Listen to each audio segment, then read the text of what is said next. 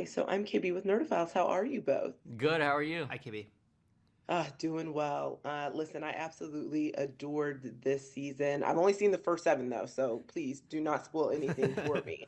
But for each of you, I have to ask, in your opinion, what is the hardest part every season about balancing the commentary on the over-the-top nature of billionaire culture mixed with the humor of kind of showing that even with Molly having all of these resources, she's still having a hard time figuring out her life. And I'll start with you, Alan. Yeah, I think you hit the nail on the head in terms of the challenges with the show, right? We always feel like the show tells you what it wants to be, and in our case, we think it's comedy forward and it's character forward and story forward, right? So we want to do all that stuff first, and then we also put a little bit of commentary about the world and about the world of billionaires particularly. So I think we lead with the comedy, and some of the stuff we loved about season one were the set pieces where Maya just gets to cut loose and really make the audience laugh, we hope. And so we did that a little more in season two. We talked about the season being bigger, faster, and funnier. And so we lead with that. But then at the same time, there are real issues at hand. That's why we came up with a space for everyone concept, which is addressing the housing issue in America and in Los Angeles in particular. And we did some research and talked to some people who knew more than we did about that issue. So yeah, it's layering all that stuff in and kind of being thoughtful about the ratio, the proportion of one to the other. But we always lead with a comedy, and then we kind of leave the social commentary a little bit as a secondary layer. I like that you said that because the space for everyone is actually a novel concept that hopefully one day we'll actually be able to do for the unhoused population, for sure. But what about for you, Matt? Kind of what do you find was the most challenging thing this season? Kind of tackling all of these balls in the air at one time when it comes to social commentary versus, just having fun because Molly likes to have fun. Yeah, I think for us, we make up a ton of stuff in this show, right? We make up a lot of funny situations and things that are happening in people's personal lives. For me, when we're talking about the social issues and ways they can actually affect change, I really think we both try to keep it as real as possible, because I think it would be egomaniacal for either of us to be like, this is what they should do because this is how you fix this problem. We really make an effort to talk to people who know way, way more than us. And by the way, they're not saying this is how you solve this problem. They're saying here are some things people have tried or could try. And we try to really we try to remain close to those suggestions, because I think otherwise it would almost be wrong of us to be like, this is how you fix things, so that's really important to us. So we keep that pretty real, and then we really play when we're in other areas of the show. I love it. Listen, this season, love is kind of at the forefront, I think, for everyone and on everyone's mind. So I have to ask, because I have seen the first seven, what can you tease about Molly and Arthur getting together this season? Because things get pretty heated in episode seven when Molly learns that Will is in the picture. She is not happy at all. Yeah, we love the Molly Arthur relationship just because, kind of poses the question, what if two people really vibe together and they have a connection, but they have such completely different lives? Their circumstances are so diametrically opposed. You have someone who's one of the richest individuals in the world, and then you have Arthur, who is about as normal as a human being could get. He wears khakis, he takes hikes, and he loves watching birds. He's just like the most normal, solid guy. So it's almost an opposites attract kind of situation. But, obviously there's a spark there. So we hope audiences will be invested in that. And I also will add that Maya Rudolph and Nat Faxon have incredible chemistry together. They're super funny. They're very versatile performers. And they've known each other for decades. I mean, they came up together in the Groundlings, and so I think there's a chemistry there that you can't fake. Well, listen, I'm hooked. I hope Willa doesn't, shake things up too much for them. Oh my gosh, I'm absolutely loving this season. I've only seen the first seven though, Mhm. but from what I can say, listen, the love lives of your three characters have been up and down since season one, and that is still steady. So I will start with you, Michaela.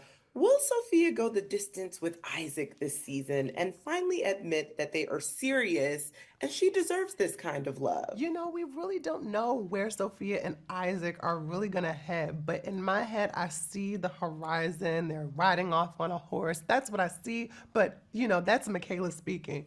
When it comes to Sophia, we just don't know. I mean, when the first season, she was dealing with a lot of different kinds of relationships. I think now she's learning how to figure out what a serious relationship looks like.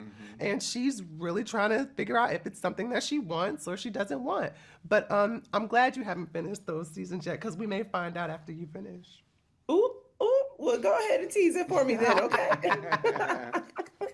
And for you, Nat, listen, I have to talk about Arthur and Molly because I want them to be a full-fledged couple together this season. But you know, she is his boss. And Okay, you're right. also, Willa has come in like a little tornado that we were Mhm. not expecting in these episodes. So, Yes. what can you tease about Arthur and Molly in season two?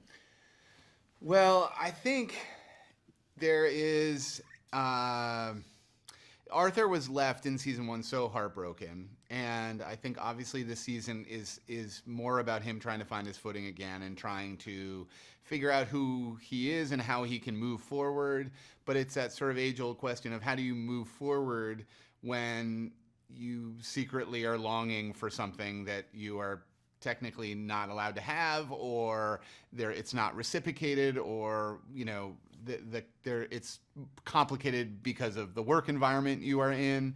So I think Arthur is trying to progress and trying to mature and trying to move forward, but I think this season is sort of about his struggle in doing that when he knows underneath there's something that is fighting him. Well, you know what? I actually hope he continues to give Molly a little bit of trouble because she did break his heart. She And did. so, you know, when Willa comes in, I'm like, it should be a rude awakening for you, girl, because you think you can have everything. So Mhm. Exactly. we Exactly. love to see it. That's And right. so, of course, last but not least, Ron, you know, will Howard find love again after his 8 year pre-engagement ended with Tanya? Or is his new wrestling business really the star of his heart this season? Well, I think right now Howard's got to focus on Howard. I think like anyone who comes out of a long-term relationship, pre-engagement, real engagement or not, sometimes you're quick to try to jump into something else. And I think for the first time in his life, we see Howard kind of focus on what he wants as a whole as an individual, what he wants his career to look like, what his real passions are, what's it like when he really believes in himself as opposed to spending most of his time helping everybody else. And so I think maybe through his passion of wrestling and through actually turning himself into something, then he will attract the right person into his life, as opposed to searching for somebody that treats him poorly, like his ex, who I don't even want to talk about, even though she's doing great on a new Apple TV Plus show of her own. I mean, she is doing great on She that is. show, and it is a good show. So, yes, but we're not going to talk about her, you know, because you're right. Howard needs to focus on himself. And luckily, he has Nat's, you know, heart broship, brotherhood to support him and say, listen, get into this wrestling business. It's a great job for you. Mhm. But listen, I am loving this season so far. And now that you told me, Michaela, that I need to be aware of what's happening in these last three episodes, I might need to try to watch them ASAP. I mean, Mhm. get up Um, on it. Get up on that thing. listen, listen, I am invested in both of your characters' individual love lives, but truly for me, I think the real love story is the friendship that keeps growing and developing between you two. Agreed. So, what are a couple of your favorite scenes this season with each other? Because mine just may be when Nicholas is preparing Molly for her modeling debut. But I will start with you, Maya. I really enjoyed that one. I also really love Molly helping Nicholas prepare for his play. I really feel like they get to act out their feelings for each other, and really, they. I think she wants him. She definitely wants him to be a star, no question. Um, And yeah, what's another nice one? I think, like, for me, I love when we fight.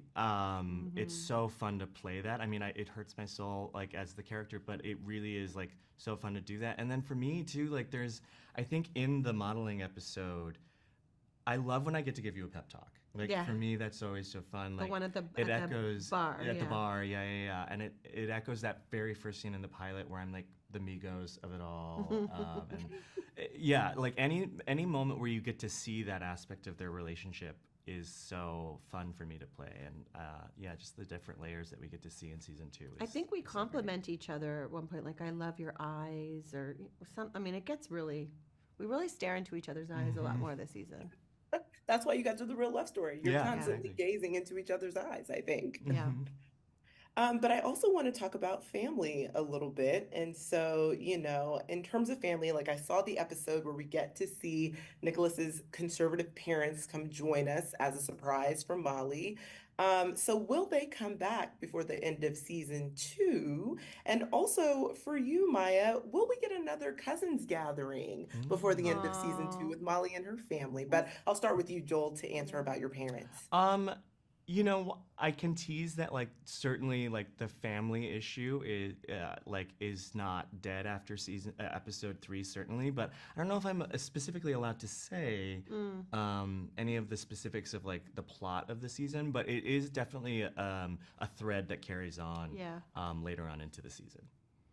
Oh, I love I it. loved the cousins episode, and I hope that there can be more of that for sure in the future, as the kids say. No one's hope so, ever too. said that. Which kids? I was like, I'm Don't not sure know. who said it, but you know what, girl? Let's do it. We're going to start today. We're going to do it. Well, listen, either way, I still love how much time Molly and Howard are getting to spend together and Yeah. developing their cousin relationship. I in love that way. too, and you get to see a little extra this season, which is nice. Right. So last but not least, Maya, I have to ask about the Arthur and the Molly of it all. Listen, we see Willa this season. She comes in like a little tornado, but I think mostly what she does is she wakes Molly up to the fact that you can't always get what you want. Yeah. So, And you better can you teach act us a on little it. bit You better try to Yeah. get in. Like, I think sometimes you need to be reminded that you're not, you can't just sit on these feelings. So it sort of wakes her up to do something, and I think it's just a matter of, trying not to mess it up. And I think it's really hard when you have a supermodel in the way. That's hard. Well, listen, Molly too is a supermodel. We found out in the episode. So, I mean, it's just two supermodels competing against each Thank other at you. this point. That's what I was waiting for. It was your prompt, and She you really nailed it. Set you up and you hit it out of the park, KB. Right there, right there. Well, thank you both so much. This is actually one of my favorite comedies. So, thank you. I really appreciate you guys chatting with Nerdophiles. Thank Thank you. you.